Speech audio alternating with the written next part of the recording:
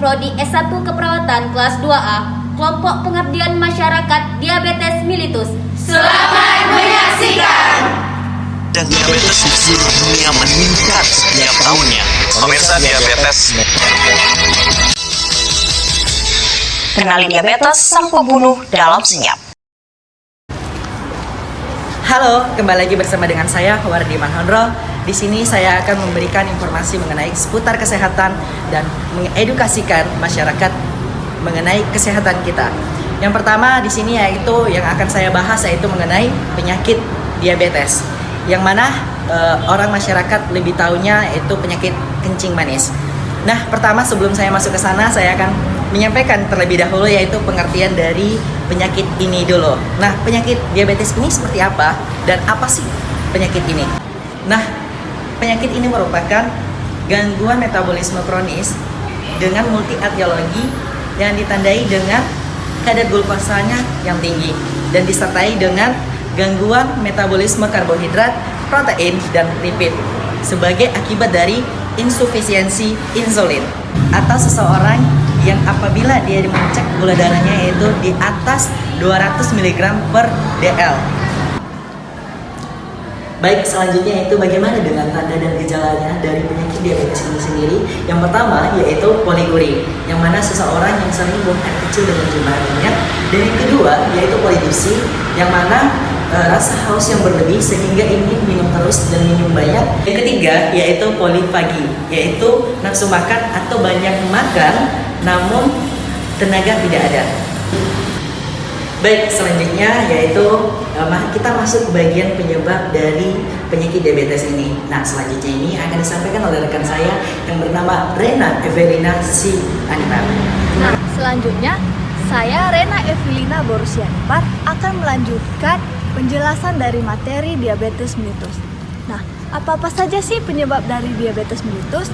Penyebab dari diabetes mellitus itu ada dua. Tipe yang pertama yaitu 1. Faktor genetik, 2. Faktor imunologi, yang ketiga faktor lingkungan. Nah, dari faktor-faktor yang saya sebutkan tadi yaitu mengakibatkan kerusakan sel beta pankreas, maka insulinnya tidak ada. Lalu, tindakan yang diberikan yaitu pemberian suntik insulin. Nah, selanjutnya tipe yang kedua dari diabetes mellitus itu yaitu 1. Usia lebih dari 30 tahun. Yang kedua, obesitas. Yang ketiga, riwayat keluarga. Yang keempat yaitu kelompok etnis atau suku. Nah, dari faktor-faktor yang saya sebutkan tadi menyebabkan sekresi insulin berkurang.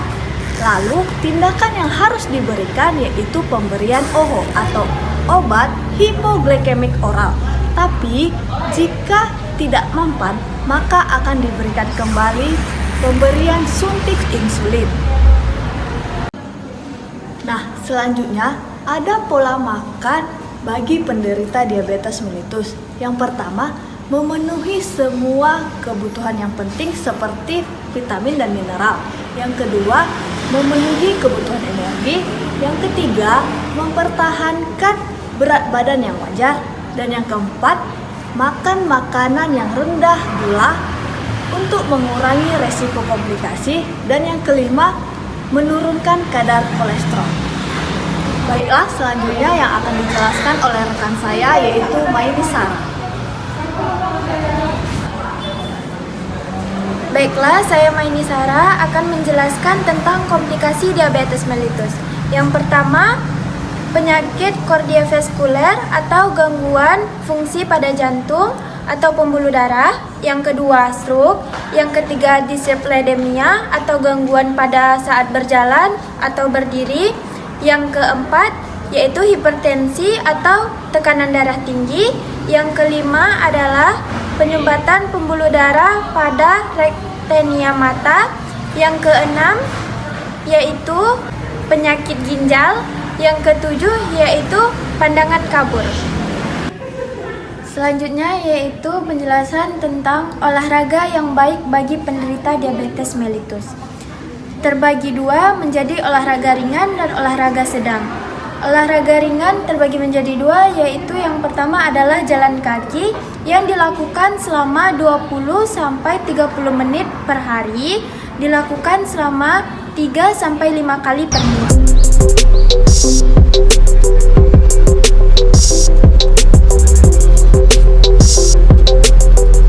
Jalan kaki 3-5 kali per minggu dengan durasi waktu 20-30 kali per menit.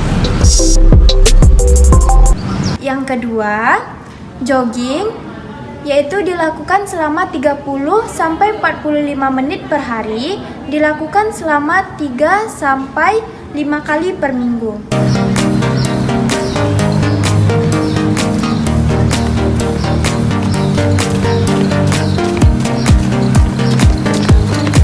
Jogging 3 kali sampai 5 kali per minggu dalam durasi 30 sampai 45 kali per menit. Masuk kedua yaitu olahraga sedang. Olahraga sedang dibagi menjadi 3. Yang pertama yaitu berenang, yang dilakukan selama 30 sampai 45 menit per hari atau dilakukan dengan selama 3 sampai 5 kali per minggu.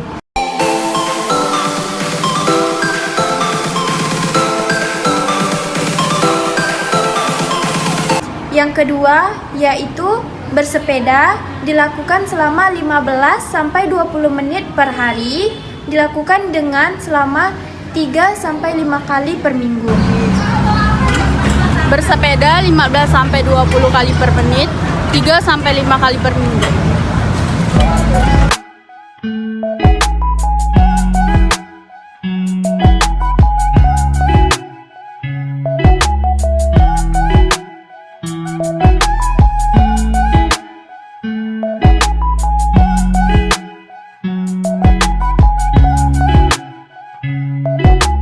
Yang ketiga yaitu senam, dilakukan selama 30 menit per hari, dilakukan selama 3 sampai 5 kali per minggu.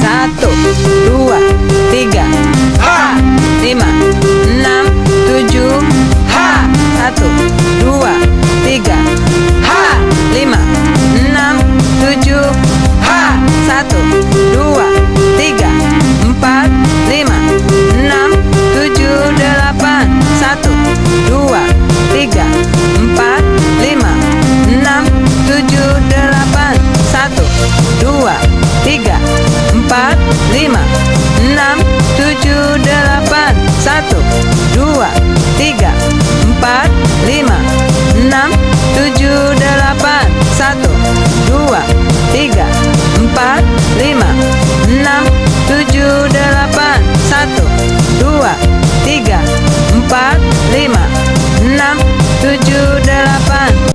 Baiklah penjelasan selanjutnya tentang edukasi dan obat-obatan untuk diabetes mellitus akan dijelaskan oleh rekan saya Saharudin.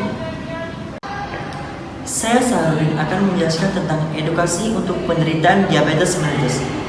Ada 8 perilaku hidup sehat diabetes mellitus menurut Surastri 2022 adalah 1. Meningkatkan aktivitas dan latihan fisik secara teratur. 2. Meningkatkan pola makan sehat. 3. Menggunakan obat diabetes mellitus dan obat lainnya secara berkala dan aman. Keempat, melakukan pemantauan glukosa darah mandiri atau disebut dengan PGDM. Kelima, melakukan perawatan kaki secara berkala. Keenam, memiliki kemampuan untuk mengenal dan mengatasi keadaan sakit akut. Ketujuh, mempunyai keterampilan dan mengenal masalah yang sederhana dan mau bergabung kepada penderita diabetes mellitus. Yang kedelapan, mampu menggunakan fasilitas kesehatan yang ada. Selanjutnya akan dijelaskan oleh teman saya, Roslina Tri Pitalokatina Bunan. Saya Rosinda Tripitalokatina Bunan. Di sini saya akan menjelaskan mengenai obat-obatan yang baik digunakan oleh penderita diabetes mellitus. Ada 2 obat. Yang pertama yaitu obat hipoglikemik oral. Dalam obat hipoglikemik oral ini ada 4 golongan. Yang pertama yaitu pemicu sekresi insulin. Yang termasuk dalam golongan ini yaitu sulfonylurea dan glimit. Golongan kedua penambah sensitivitas insulin yaitu thiazolidinion. Golongan ketiga penghambat glucogenesis yaitu metformin. Yang keempat penghambat akarbus. Baiklah, selanjutnya saya akan menjelaskan mengenai obat golongan kedua yaitu insulin. Insulin terbagi menjadi dua golongan. Yang pertama adalah injeksi insulin yang berupa suntikan.